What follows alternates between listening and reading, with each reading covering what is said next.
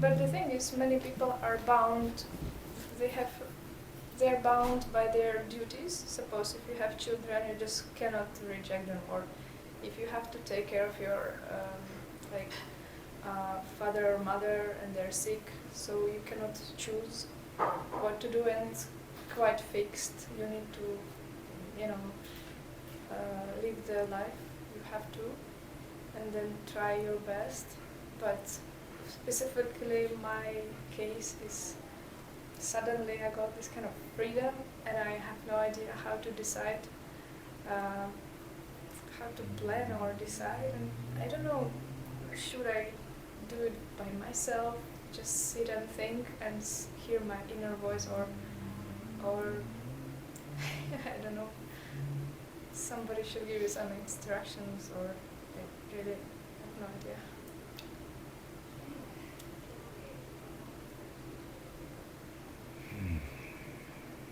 Because also I know one devotee is very sincere, but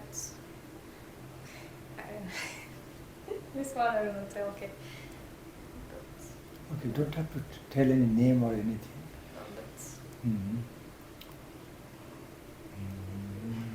And in order to, he has to work in Europe. He cannot go always to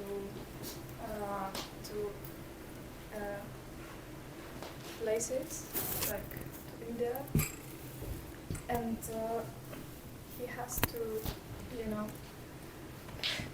even like this thing, he has to smoke some weed to focus on deities. He's taking care of them every day, but he cannot reject this even world, because it influences in a bad way. He cannot focus his mind on Krishna. And even he's doing these things, but I think this is kind of escaping from your reality, and I would like to know how to integrate your duties and this reality without feel of guilt.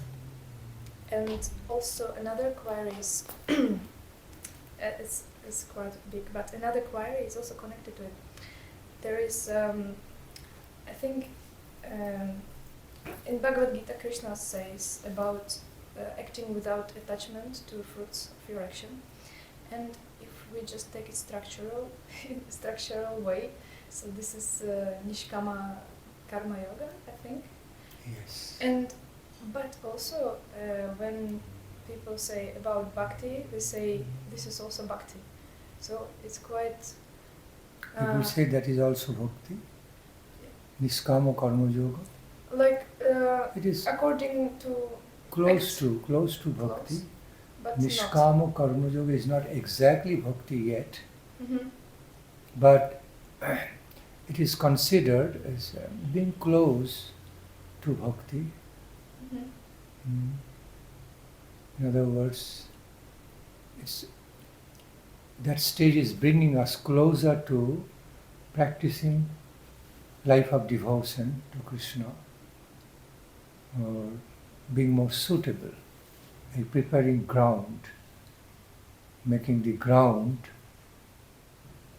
a suitable ground to be cultivating life of devotion to Krishna. That is Niskama karma yoga. It cannot be converted in any way to bhakti. Exactly It the can same, be. the same Can be. act Yes. can be bhakti, and in which particular way? Because if we live this life here, when it is complete, when it is a complete act or performance of Niskama karma yoga, then finally it cannot but culminate in bhakti, in Krishna bhakti. Becoming Niskama, desireless, free of attachment, of performing,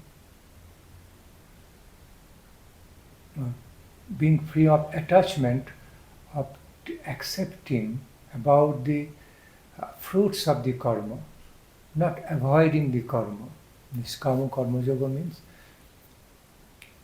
being totally detached about the expectation of the fruits of the karma, results of the karma. Okay, so in other words, being freed from the desires or expectations of the fruits or results of the karma, but not necessarily avoiding karma. Also, it also means, so the Niskama Karma Yoga has got twofold characters. One-fold, performing many things of life, like many necessary things of our life on this mundane plane as per necessity, but with a sense of duties, not even being attached to the performance of those acts which are required just to be maintaining life, okay, according to time, place, situation. We need to be performing certain acts which are necessary to be maintaining a good life, good standard life, even life in the mode of goodness, especially the life in the mode of goodness, because Niskam Karma Yoga cannot be applied in the mode of ignorance, in the mode of passion or sinful ignorance. No question of that. So the conceptions of the applications of Niskama Karma Yoga only relevant, okay, only implemented for the life in the mode of goodness, not below that level. Below the level of mode of goodness, in the mode of passion or ignorance, cannot be Niskam Karma Yoga. It will be attachment, passionate attachment, ignorantly sinful attachment. So, repeating that.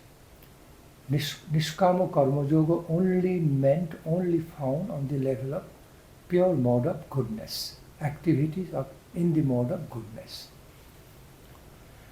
So first fold, doing many activities which are, or most of the activities on that level, which are necessary for living the life in a nice way, okay, but also performing them with a sense of duty rather than personal attachment. Okay. But the aim is only to have attachment towards the karma, which is service to Krishna. Then it starts becoming bhakti. But taking care of other activities, other day-to-day necessary activities to be living life on this mundane plane of imperfection, with more spirit of detachment, sense of duties, doing duties for duty's sake. Okay? Doing those duties in a nice way, as it needs to be done, but without personal attachment of the heart. Okay? Without any personal attachment of the heart. That is the first fold, character of Niskama Karma Yoga. And second fold, they are quite interrelated and they complement each other. Second fold is that also becoming completely free or becoming relatively free as much as possible from the attachment of the expectation of the fruits of karma, results of karma. So, it's like doing all the karmas with the sense of duty without expectation of the fruits and results. I ought to do, I need to do, I ought to do, therefore I am doing it, doing all these duties, but fruits will come automatically. Fruits should come, results should come on its own accord, as It is as it is expected or organized by the law of nature, law of karma. Not exactly by sweet will of the Lord, because that's different word. Lord's will doesn't directly get involved with everything, all our mundane activities. Okay. So there are functions of Lord's passive will and active will. So the Lord's passive will allows all this to happen in an auto-set way, like auto-programmed way according to law of nature. All the fruits or results from our karma, all are auto-programmed, like auto-software programmed by laws of nature. So Lord's will doesn't directly involve with it, doesn't need to be involved. But whatever way of involvement of Lord's will is there, because nothing can be validated without Lord's potency, Lord's willingness. So therefore, it is called passive willingness. Whatever way Lord's will is playing some part to be validating the fruits of the karma, results from our action, it is taken care of by Lord's passive will, but not Lord's active will power. Passive will, like a auto-programmed software. Although that software is created by a human being, somebody created it and somebody launching it and set the auto-program, but after that, everything is being taken care of by the same software auto-program way, that human being who created it or who set it up in the computer not responsible for whatever being taken care of by the software program. So that human being is passively responsible but not actively. Okay? In a similar way. Very subtle point, but this is the truth. So similar way, Lord's so passive will is allowing it all to happen, like accepting, like auto-programmed software by law of karma. So all the fruits, results of our actions are all taken care of by the law of karma, which is auto-programmed. Okay, in the whole universal creation, that's how it's going on. And never that, Lord Krishna is every moment, each and every moment, Lord Krishna has to be watching, watchful, has to take care of every details of every karma and action. He's fully involved. No, then Lord Krishna's free time and his own time will all be occupied and jeopardized by all these so many nonsense things and unnecessary things. So he will not be staying with the Supreme Lord's characters and characteristics. He will be under so much burden of taking care of each and every details, positive, negative, all mundane things. His life will be so unhappy. Burden. So he will not be staying with real, free, liberated God's character, Supreme God's divine nature. See, it will be self-contradictory if he has to carry all the burden all the time, because he became Supreme Creator. Now he is so responsible to take care of meticulously taking care of each and every point and all this. Can you imagine how Lord Krishna will be so unhappy and dissatisfied? This flute-playing Lord. Atma Rama, epitome of the Atma Rama. So naturally, therefore Lord Krishna clarifies in Bhagavad Gita about that. Nakartittam nakarmanam lokasya sijati prabhu.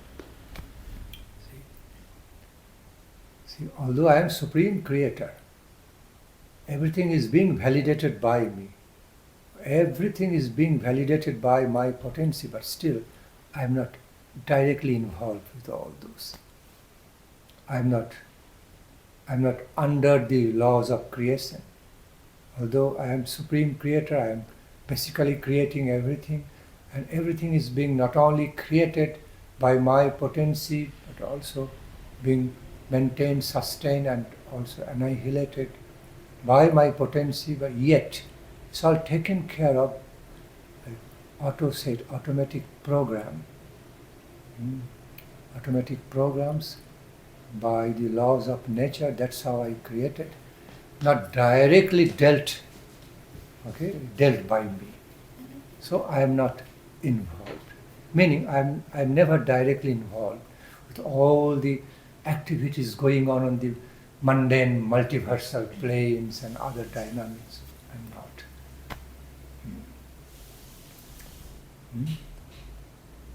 Like we find. Like sometimes I give examples. Governments, all the currencies, all the notes we use, money, cannot be validated without government sanction, or governors or reserve banks recognition, or governor's signature, financial minister's signature. But yet, when the same money getting used, properly used or misused, the government minister is not directly responsible. Because money is created, signatures are made with the intentions of the proper applications, proper use. But, to facilitate our life. But if somebody with criminal intention makes misuse of the same money, we cannot hold a minister, finance minister, or reserve bank authorities or governor who made signature to legally validating the money, cannot hold him. You are responsible. If you would not have made signature, if you would not validate the money, then it could not be misused, and then he could not misuse for criminal acts, so you are responsible. We cannot do that. Because money has been created with positive intention, with the intentions of getting it properly used, not for misuse. If somebody misuses, it's his fault, or his association fault, not the minister or not the financial minister or the top bank which is validating the money. A similar way. These are some good examples for understanding the subtle difference. How Supreme Lord Krishna is everywhere, nothing can be validated without his potency, but at the same time, he's not at all directly involved. He's not under the influence of this whole mundane world which is created, taken care of by his Maya potency, not internal potency, external, illusory potency is called. So, and auto-programmed. Once Krishna auto-programmed everything, then he is free from all the responsibilities. So why I am explaining about this point, about this thing, so extensively, to make it clear that the results, all the fruits and results coming according to our actions, according to the nature of our karma, all are being granted, all being produced by auto-set program, auto-program law of karma. Completely auto-programmed world of the laws of universal law of karma. Krishna never directly interferes. Or in other words, Krishna doesn't interfere. He doesn't want to interfere with.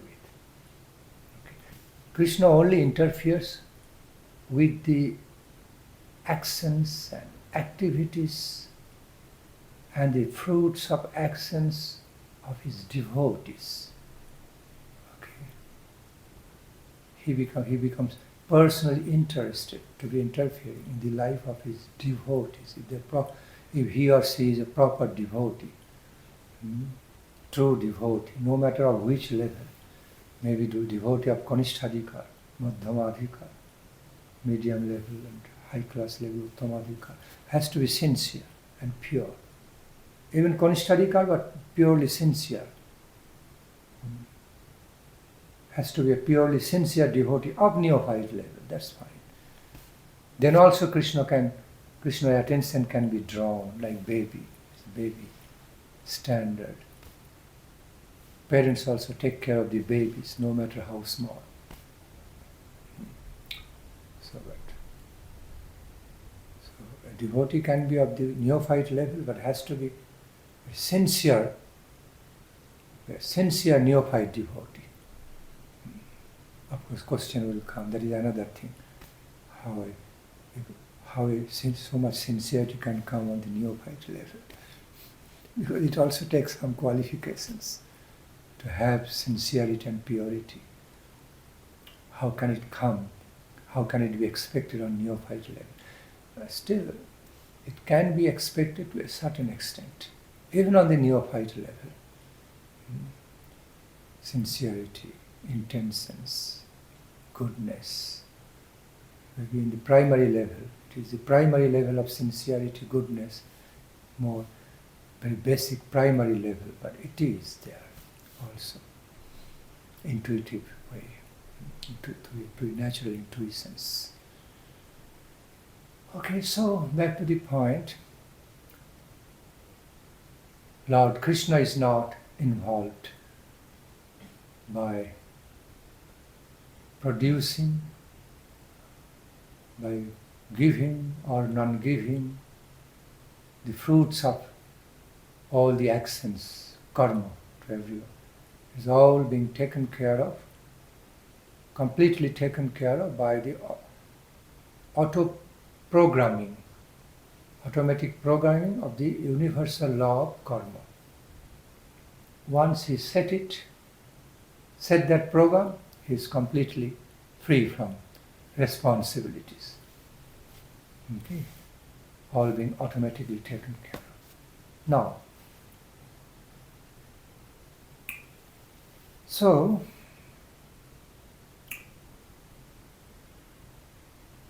those who mean to live their lives in the mode of goodness, or who are already, I repeat, those who mean to be living their lives in the mode of goodness, or who are already living, have started living their lives in the mode of goodness, should be following this twofold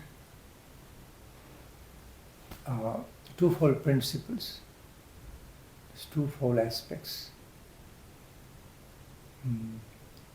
Being freed as much as possible from the attachments of doing all their karma, and also from the attachments of the expectations of any specific fruits, results of the karma, both ways. Knowing results and fruits will automatically happen on its own accord, okay, on its own natural way. Why should I be worried and feel so frustrated and disappointed when the expected results not coming? I'm doing all my actions, my karma, with so much attachment towards with the expectation of particular results, gain some results. As soon as they are not coming according to my standard of expectation, according to the nature and degree of my expectation, I feel so frustrated and disappointed. And then it wears out, or it drains so much of my time and energy. When I find myself suffering from a lot of anxieties and frustration and disappointments because results didn't come according to my expectation, or I was so attached to that expectation, then I simply weaken myself, simply bring so much sufferings, simply bring and cause my own sufferings and through frustration and disappointment.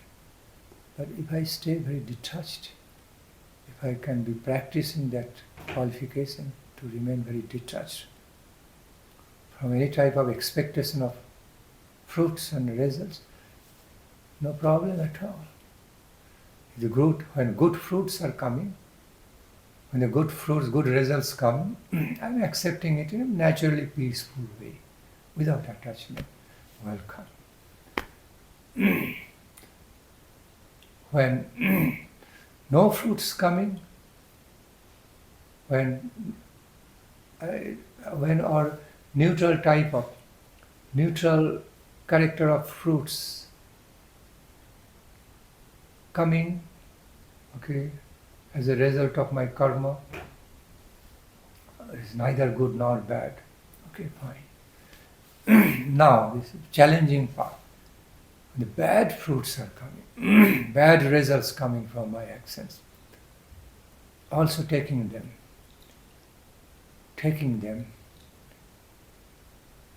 with a powerful spirit of detachment. All right. Okay, all right. You have got some work to do in the space of my lifetime. Okay. You want to come? Come. Do your job and go. Also treating it or watching it in a very detached way. Then what happens?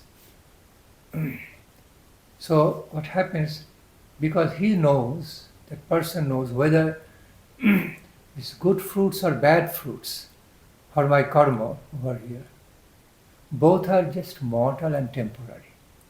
Both are coming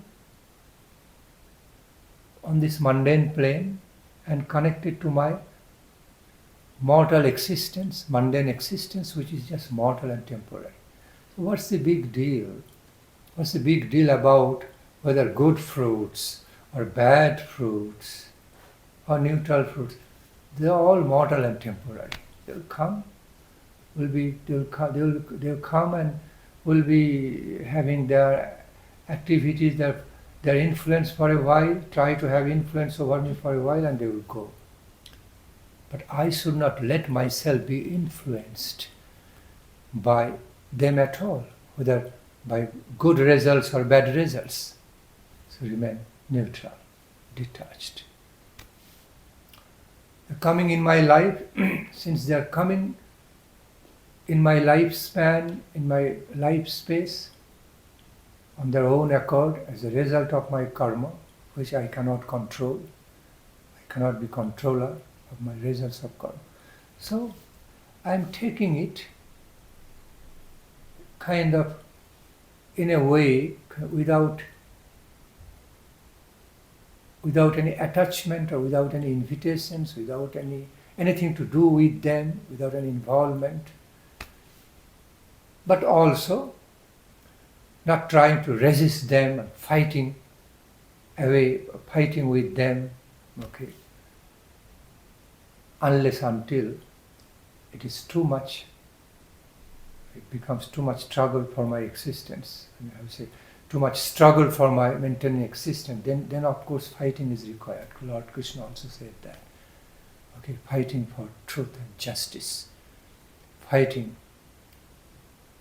for your own existence. Fighting, so holy fighting for saving your life and for higher truth and justice of your life, you need to do. Dharma Juddha not only applied in the Kurukshetra battlefield, but also in everyone's personal and collective lives. Dharma Juddha required. But that's a different scenario. It comes to the point of the survival of life. When it comes to the point of surviving in life, saving my life, real struggle for existence, then of course we must be taking all the appropriate defensive measures. Defensive measures to fight against the evil power which coming to destroy me, ruin my life. That's a different scenario. Okay, if such evil fruits come from such evil fruits or result come from my action, then I have to be very, very careful. Defensive fighting is very much required, and it is very much recommended by Krishna. At that point, not only just staying detached and be watchful and not involving, you have no other choice but to be involved. Again, you can involve even fighting for truth and justice, not with your personal attachment. That is the subtle thing. But even doing those for duty's sake. Doing duties for duty's sake, for saving your life. Like Arjuna did, like the way Krishna advised Arjuna to do in the battlefield. Krishna simply advised, instructed Arjuna just to be doing your holy duty as Kshatriya, to destroy the evil power, to protect the good against the evil power, without your personal involvement, your personal enviousness or vindictive, personal anger or personal anger, personal disappointment, or any kind of vindictive attitude. Okay, feeling happiness while you are winning war, or feeling sad if you get defeated. Be free. Be free from all these obligations, petty, mundane, emotional obligations. Just be doing your duty to kill the evil, to protect the good against, and you are responsible for that. You are Kshatriya. You are not Brahmin. Okay, so you are Kshatriya hero. That's your holy duty. If you don't be doing your holy duty to be protecting good against the evil, then you will be involved with sin because of neglecting your duty. You allow the good to be suffering in the hands of evil. You allow the good things to be attacked by the bad, by the evil, tortured by the evil, and you will be responsible for it because you are entrusted with such a holy, high-class responsibilities to be always protecting the good against evil. You cannot say no to it. So don't be personally involved. Don't be letting your personal sentiments or attachment be involved with this your battle war activities. Just be doing your duty, be doing your holy duty for duty's sake, without your personal emotional involvement. Okay, in a good way or bad way, in a happy way or regretting way, with some feelings of frustration, disappointment, or strong violence. Okay, no, or anger, no. And that's how Arjuna tried to do, although he also often got. Still Arjuna had human side. So he often became involved. He often had emotional feelings also, becoming angry, just to be more excited with more, coming up with more heroic energy and spirit. Got anger and fighting with anger, it happened. Sometimes he also became so depressed, for example, when his beloved son Abhimanyu got killed. His beloved son Abhimanyu got killed in that way. He could not tolerate it. He broke down. So Arjuna could not always be maintaining the same principle what Krishna advised him. He tried to maintain most of the time, but he could not do it all the time. So after his son got killed, helplessly, mercilessly, even he got very emotionally enraged against Krishna. You knew everything. You knew everything. You could have saved my son. Why you did not let me, guide me to save my son? Kept me engaged. I was engaged in killing ordinary soldiers. Okay, all these, but I had no clue. My son could not be killed in a helpless way, in that way. And he is also your close relative. What kind of play is that, my friend? Then Krishna explained, of course, it was his time to be liberated. It was his time to be liberated and go back to the heavenly planets. His son was not supposed to be on this plane for living the whole life. And he had a glorious death, setting the example, a noble hero. You can feel proud of it. Okay, for Kshatriya, living or dying is not a big deal. Living with the material body or dying and getting liberation, going to heaven, both are glorious for the real noble Kshatriya. So you should rise above. You should be rising above of your emotional pain and attachment towards your son. He also had different identity. He's got higher identity. It was time for him to receive liberation. And you should not be happy with the liberation of your son.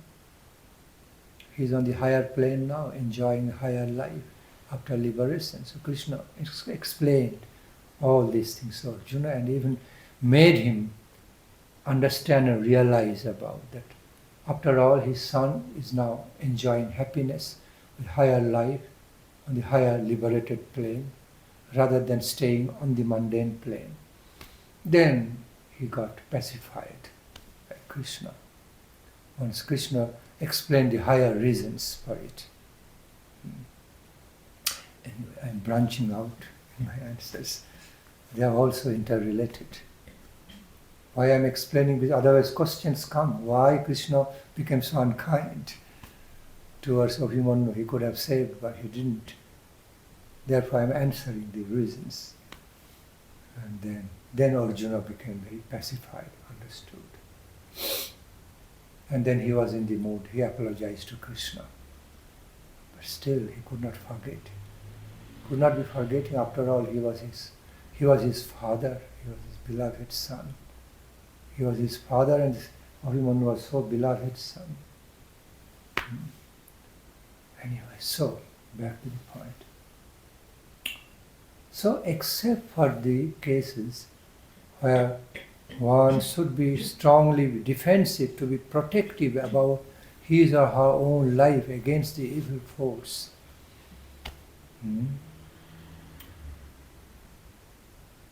One can be just accepting all kinds of karma, all kinds of results of the karma, whether good or bad, regardless of, irrespective of whether they are of good or bad nature.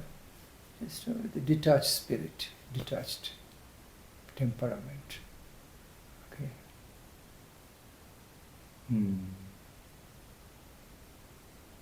And just as when we are living in the forest, in the tapovana atmosphere in the forest, I am living, other wild animals are also living, many other creatures, wild animals living, many creatures, insects, and birds, all are living, trees, all living together. Okay, we don't mind. Some detached, a nice accommodating spirit. Okay, we don't have the same thing in our own, when we get attached in our own house, particular space. It is my space, my house. Everything should be done, everything should happen according to my happiness. But the same person living in the wild forest will change the view. they have the views of more sharing, caring feelings. So, I am living, also besides me, snakes, wild animals, different other creatures, insects, they are also all living, sharing the same space almost. Forest area, birds, trees, all. We become habituated to live in certain ecosystem, and we're happy about that. Different concept of living, different from I, me, mine, my space. The feelings will be different when I'm in my space.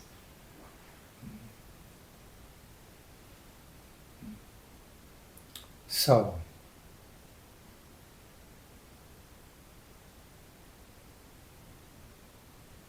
Niskama Karma Yoga is kind of living in the forest without much attachment or even detachment.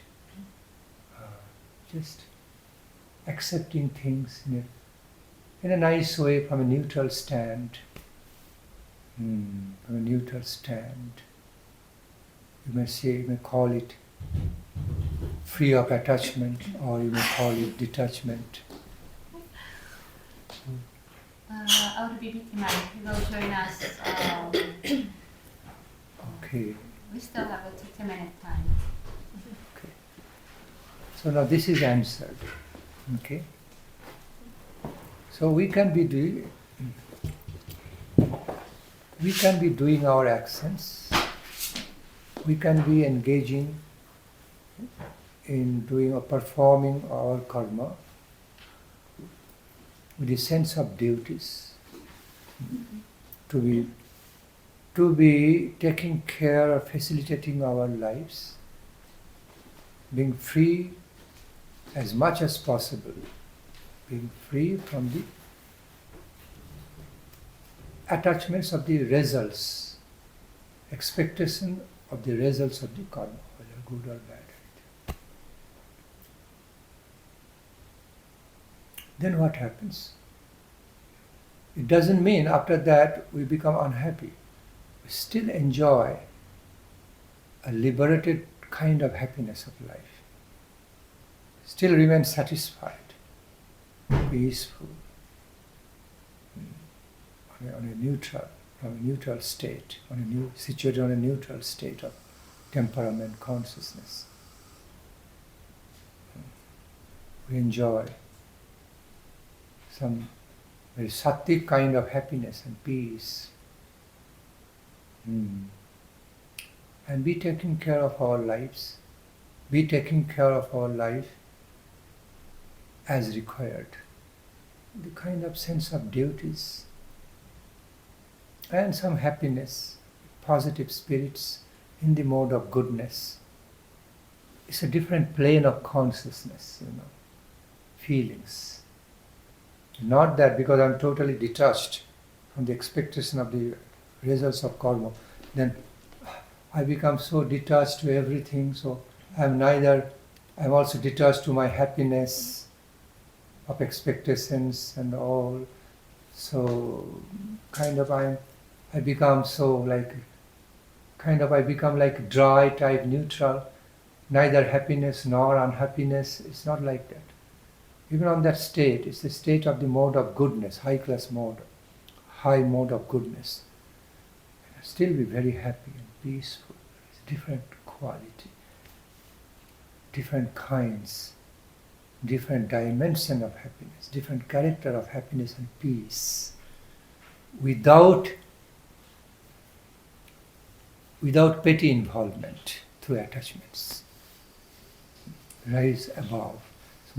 It's higher plane of liberation.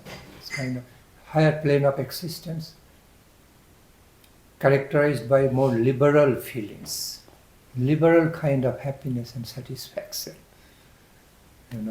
peace. Okay.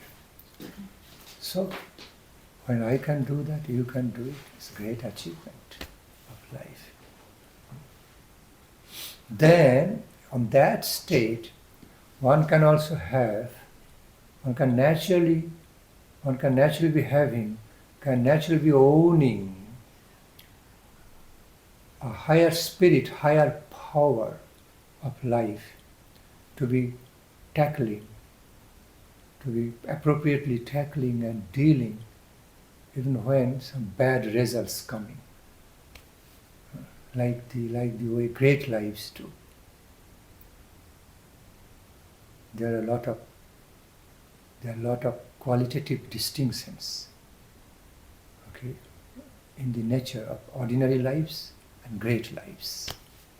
How the great lives, sometimes we find some ordinary lives become great lives. Ordinary lives through the process of higher cultivations, becoming extraordinary life, great lives.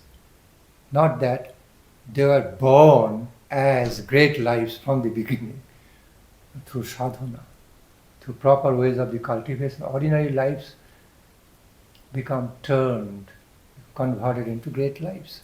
If they can do, why I cannot do? Why you cannot do? Can do that. The guidance, the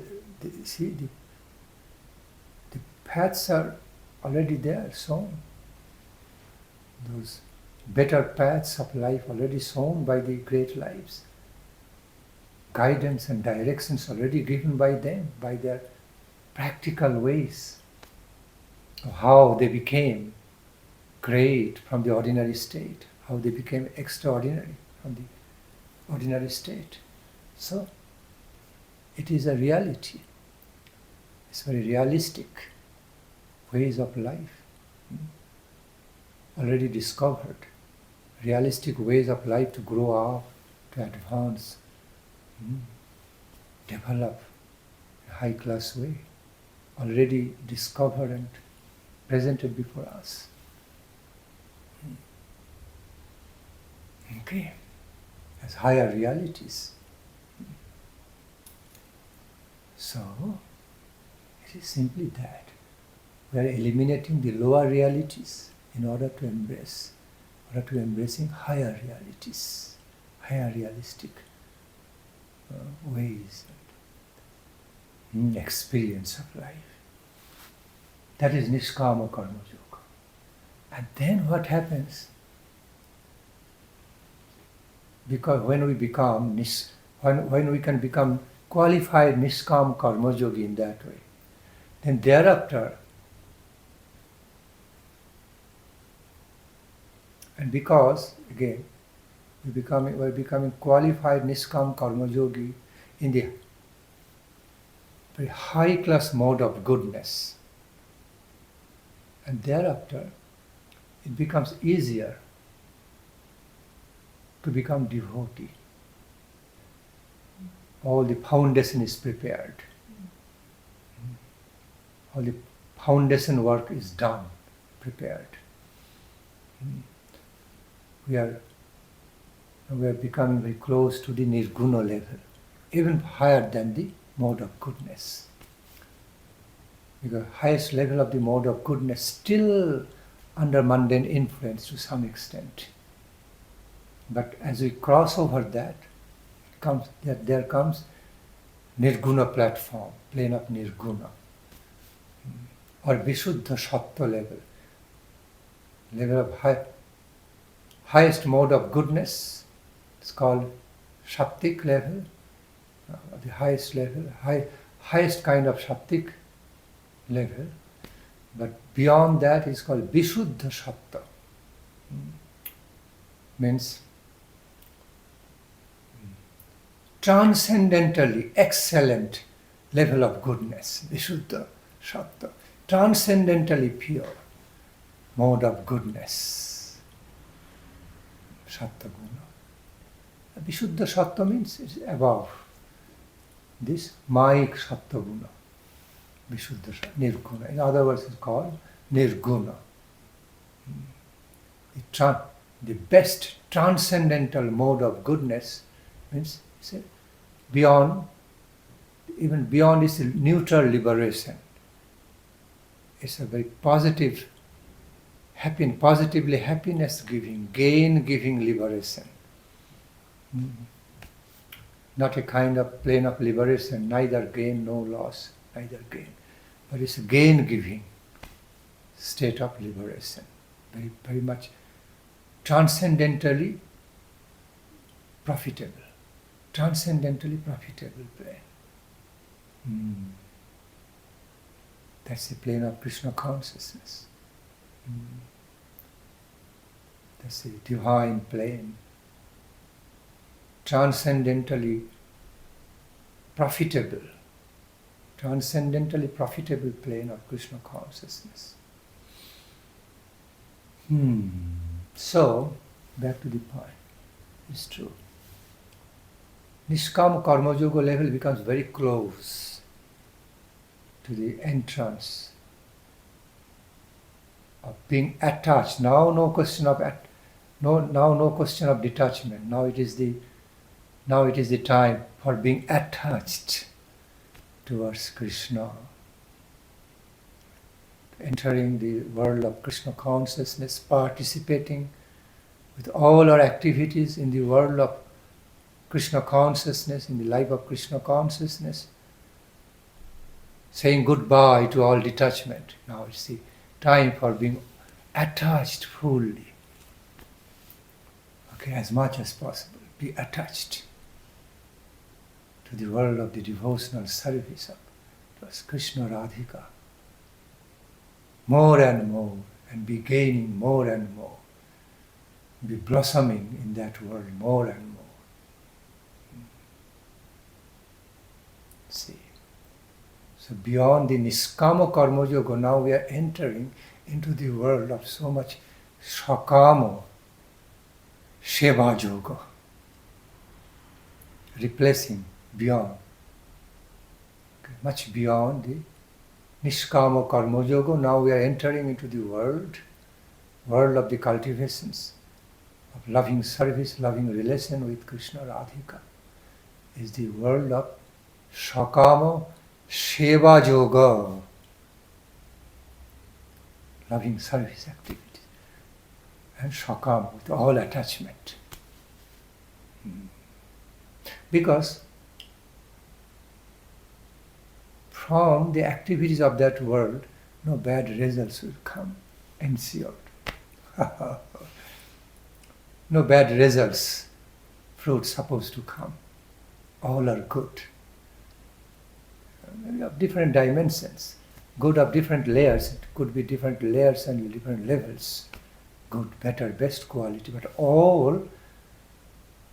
every result and fruits come from that plane. Nothing but good. At least it starts with good character. Even if sometimes it is experienced to be apparently bad, like what happens in the lives of the pure devotees. Sometimes it happens, or even often happens in the great lives, in the lives of exalted devotees. Difficult periods coming, difficulties coming, but they are all not directly sent by Krishna, but allowed by Krishna in a passive way to make them elite commandos, to simply be preparing them to become elite commandos, more powerful. And very soon, at some point, all those curse-like situations, curse situations become transformed into boom by the divine gracious interference of Krishna. Here, Krishna doesn't stay detached or indifferent. He becomes involved now directly, because he's dealing with his devotees, with his own lovers, his own devotees. So he cannot stay aloof, cannot stay neutral or aloof in that way. So the difficulties, so-called great difficulties and turmoils, they are realistic. They're very realistic. Allowed by Krishna's will, or by some effects, by some causes of their past activities in the lives of the great devotees because they are going to be liberated. So all the karmas, past karma if they have to pay off the loan and then be freed from all loans. All loans are paid off. They're free and embracing much better life. It happens that way also. But at the same time, they are already in the zone of Krishna's protection and care. Krishna is being watchful about them. So Krishna is still allowing, although he is not directly sending or causing those difficulties to come in devotees' life. There are many devotees misunderstand Krishna. Why Krishna, you are sending all these difficulties in my life? And they start accusing and blaming Krishna. Why you are making it happen? You are sending all these difficulties. I am your devotee. You are being so unkind and cruel.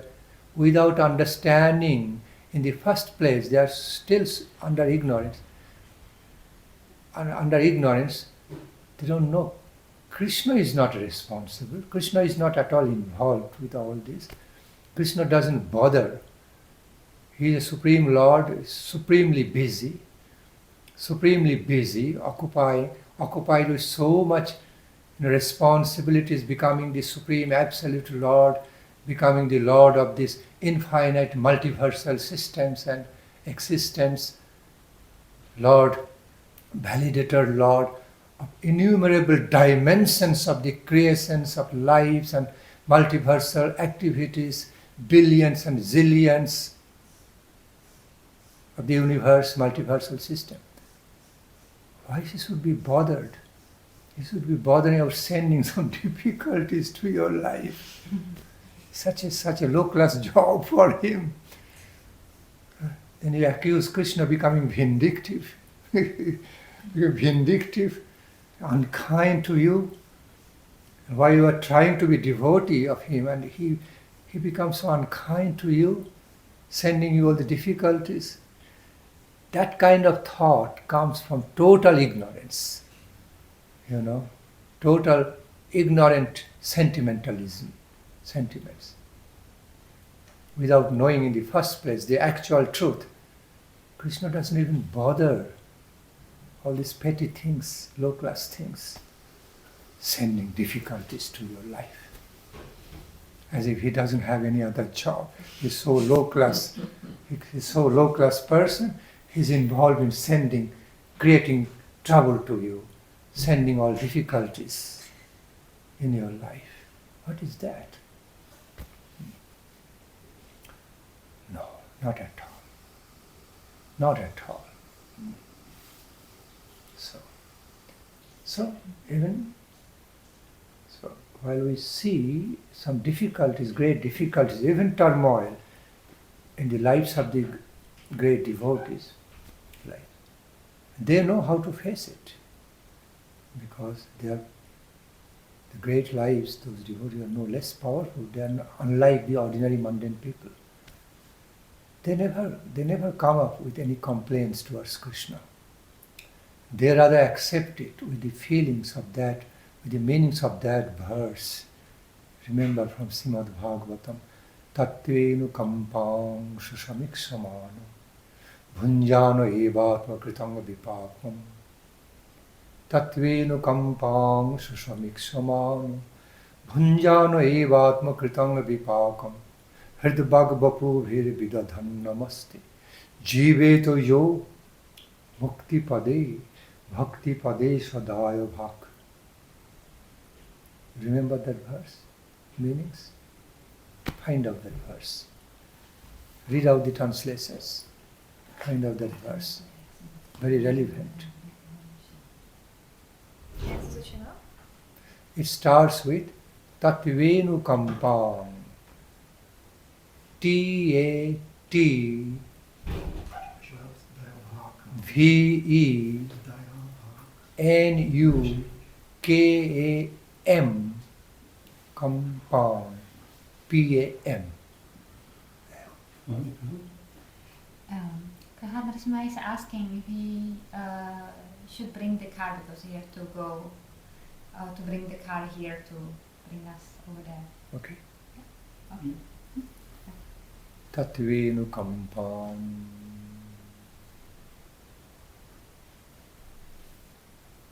Did you find that verse from Srimad Bhagavatam? And what is next? Susamikshamana. Yeah. 10:14:8. Found it? Please read out the English translation. My dear Lord, one who earnestly waits for you to bestow your causeless mercy upon him, all the while patiently suffering the reactions of his past misdeeds, and offering you respectful obeisances with his heart, words and body, is surely eligible for liberation, for it has become his rightful claim. Exactly. See? What? I was explaining so long. Directly explain in Srimad Bhagavatam. Read out again. Your answer is there.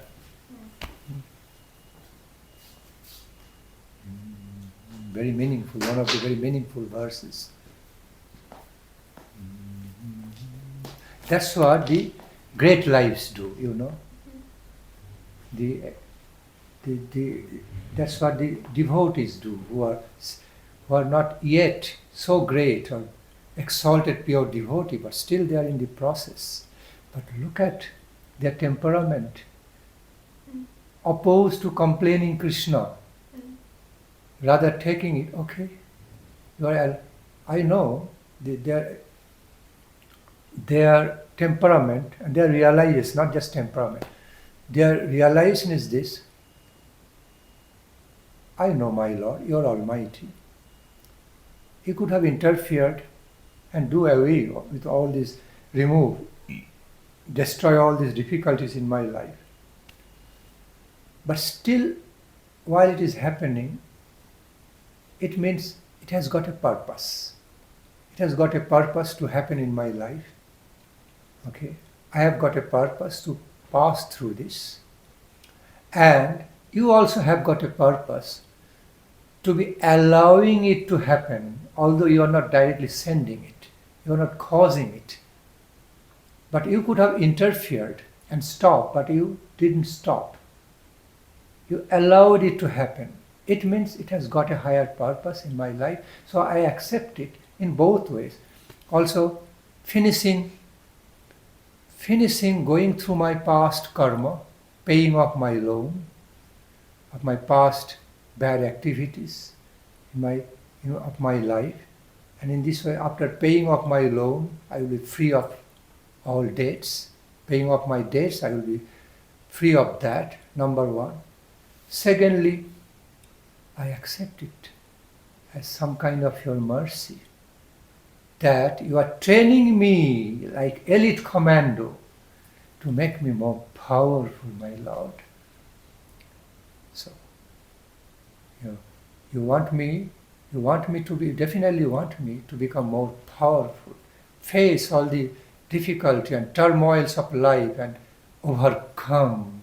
overpower them with the power of your grace.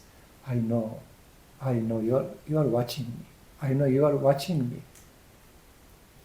And I have full faith, finally, you will never let me be lost or die. You will be protecting me. I know that. Okay? You are my Almighty Lord, and you are my supreme protector. So I know for sure, with full faith, I have got that full faith in you and trust, full faith in you, that finally you will be protecting me. You will never let me die. You will never let me be destroyed. So, there is a purpose that you are allowing all these difficulties to come in my life, pass through turmoil. Let me take it as another form of your mercy. Let me take it. Okay, let me take it. Let me feel it. I accept it as another form of your grace in my life, that you are training me up to become spiritual elite commandos. Very hard way of training. Very hard way of training.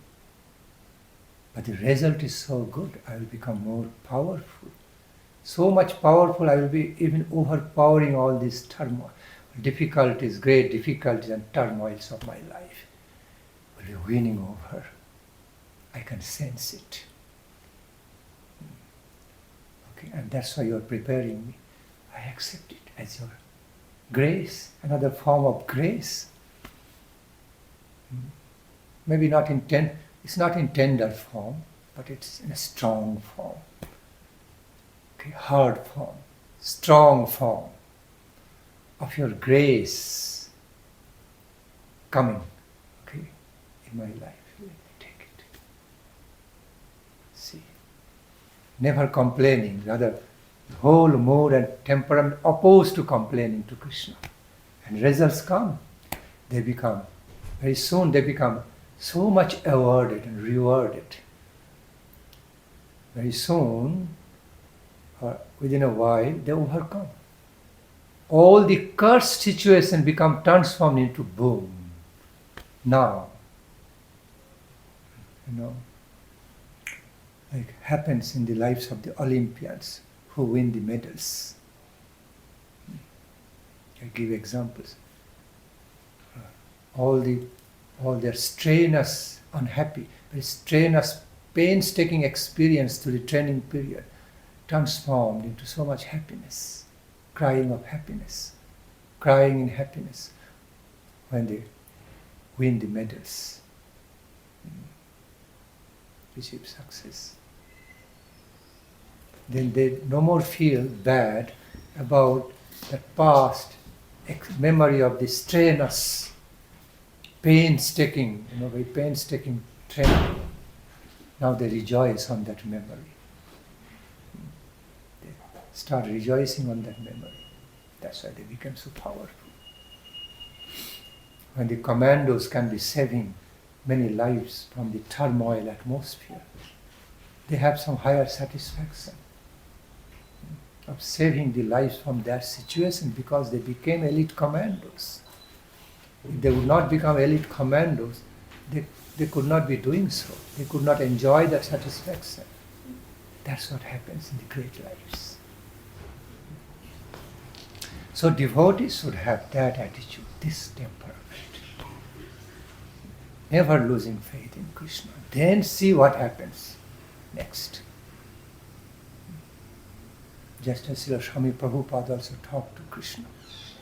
Whatever he was doing to do his business, whatever way he was trying to develop in business, getting success in business, investing in his business, all coming to failure. It never happened before in his life. Okay, he was a nice businessman, quite successful businessman. But at the last point, whatever business endeavor he took, all coming to failure. He considered, this is not common way. This is not natural way. Why Krishna is allowing all this to happen? Why Krishna is allowing so much failure to be happening in my business endeavor one after another? Then he talked to Krishna. He told Krishna, Krishna, you are giving me a message. So by this you are giving me a message. Now I can realize. Now I can hear you. I can realize you are giving me a message through all this failure. You don't want me to be continuing in this way with this business. Okay, since you don't want me to be continuing with this business, just few minutes. He cannot park here. He can get a ticket for standing here. Really? Yeah. Okay. I'm sorry. Okay. So let me stop it. Then he decided to take sannyas or renounce life. I'll dedicate my whole life for you, towards the only exclusive devotional service to you. And the next part is the history. It happens. Apparently looking like curse can be transformed into great boon. And it happens in the devotee's life often. It's not so rare to be found in devotee's life. Often it happens. So you can also be experiencer of that. I could